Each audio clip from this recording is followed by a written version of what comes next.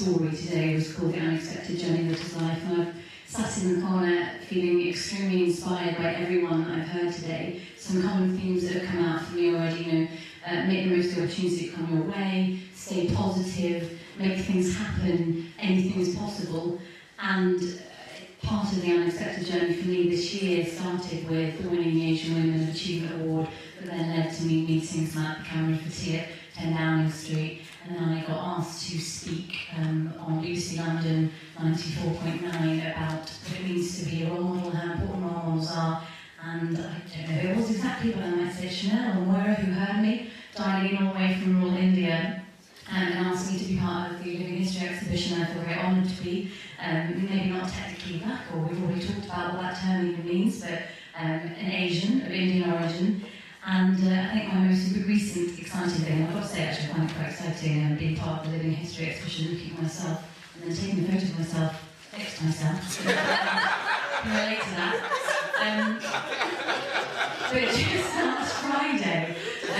just last Friday I got invited to go to the Youth Education and Commonwealth Conference that Malala Yousafzai attended, and I met the Queen. And I didn't think I'd feel quite so excited by that, but I really was, and already know the candles can relate to that.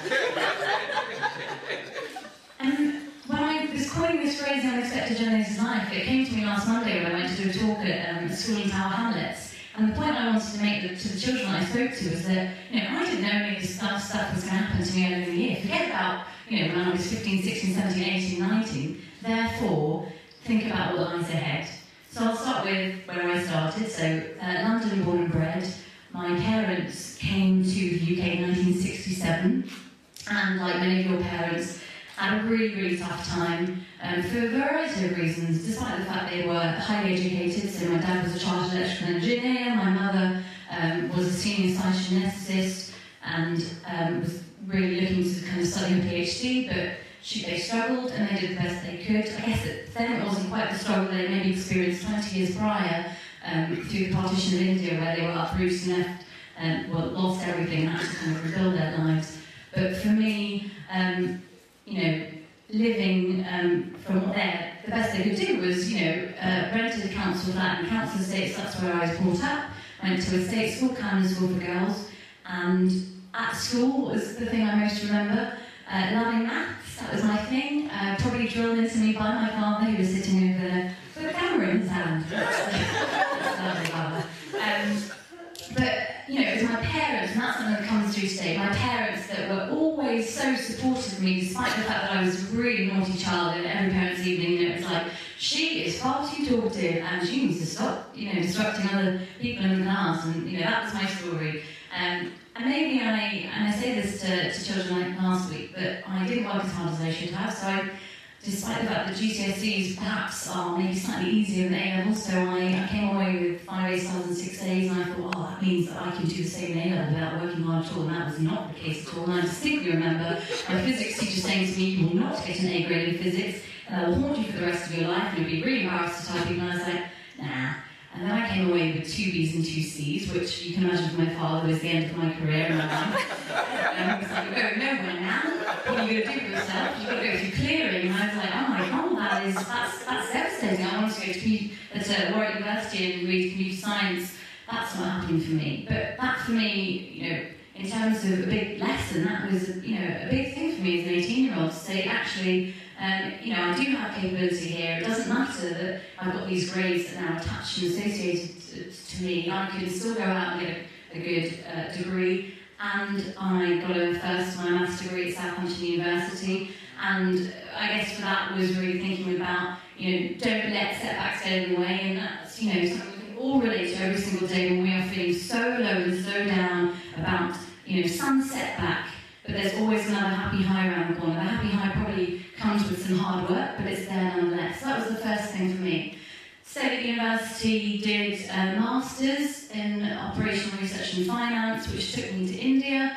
And perhaps one thing I haven't said already is that my parents, very, very richly patriotic, despite living here for the reason they brought me and my sister a doctor up here and wanted to stay and look after us. But going back to India every single year since I was very tiny. So still, developing that love and that understanding of India throughout university. And then came the point to think about, well, what am I going to do with my life? And maybe maths, I thought, okay, I'll be an accountant or something like that. And I went to an interview with SEMA, Chartered Management Accountancy, and I realised that wasn't for me. And this lovely thing called Teach First was around. Teach First is getting undergraduates who wouldn't necessarily think about going into teaching to go into challenging schools in inner city, like London environments like I was. So I chose Teach First, taught at Marlbury School for Girls in East London, and in my second year of teaching I was given an opportunity to start a school project. There was a competition associated with it. That was also one of the drivers that got me to think about going ahead and building this project. And what I did was connected my students in London with a rural school in West Bengal. And why did I want to do that? I really wanted my students to get a sense of, what is outside in the wider world? What does it mean to live in a rural community? How can we be a global citizen? How can we think about business maybe in a social context and think about a charitable aim? And through that, set up a school partnership programme, got basically students in the UK to go through an enterprise programme, learning about their partner school in West Bengal. It was, I guess, in some context, a success, and I won the Teach First School project competition, and then started to think about what it would mean to scale up. And I guess at that point, I hadn't really thought about setting up a business or setting up a charity or anything like that. I certainly was always thinking about my students as well, loving maths, giving that inspiration to students. One of the things I distinctly remember as being a teacher is having bottom set maths class where everyone was predicted, E's and F's. And one of the things that, another thing my father taught me, do not feel inhibited by a label that anyone else can give you, particularly at school, like predicted grades, which are, torment to our children who believe that maybe that predicted grade is the grade that they are only that they're capable of. And I was there going, no.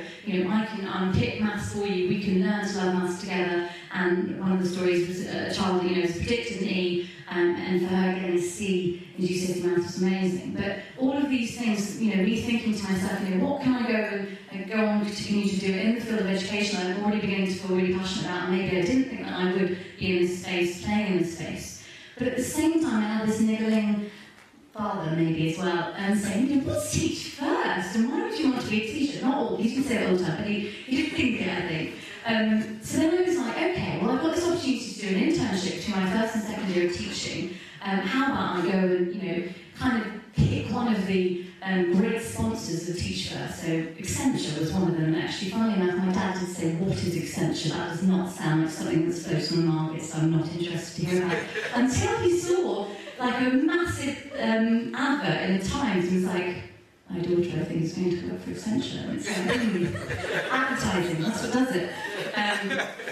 So I started at Accenture, I did the internship and I got accepted. Now, here for me was a bit of a dilemma. So this was now July 2009, I'd done 2 years of teaching, I also had 6 months off travelling around the world, learning about myself, thinking about, trying to think about who I am, and set up Rise in July 2009, and very much building on the notion of how can we, as global citizens, support children in rural India who perhaps are at risk of dropping out of school, and that was, my passion.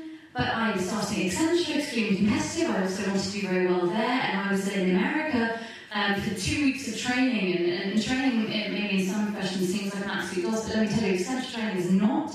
You have to be up by about 6, in straight, at 7:30 all day, and you're in classes learning, and there I had like a charity starting, and I was still trying to do my training, and I just burnt out, and I really hit low.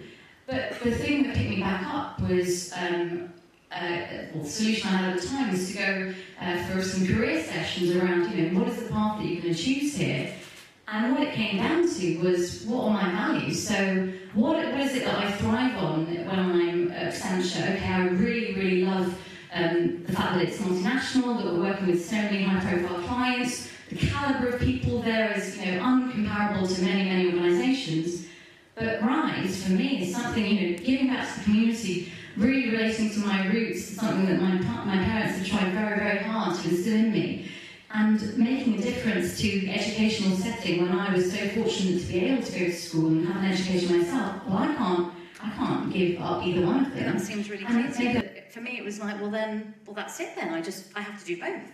So that's what I set out to do. So in January 2010, that's when I made the decision that it would be both. And I'm aware of the fact that I've been talking for quite some time now. But all I really want to say is that in the spirit of, I think one of the points that came about was, you know, everyone that's in this room, let's talk, let's collaborate, let's connect, let's get to know each other, and let's continue the conversation. So I would welcome an email, get in touch with me. I would love to tell you more about Rise, but if you'd like to find out more, please visit any one of those sites. And I think in kind of net conclusion, it really is about what we just talked about. Get those opportunities. If they don't come to you, go out and grab them. And I hope you have a splendid, unexpected journey in your life. Thank you.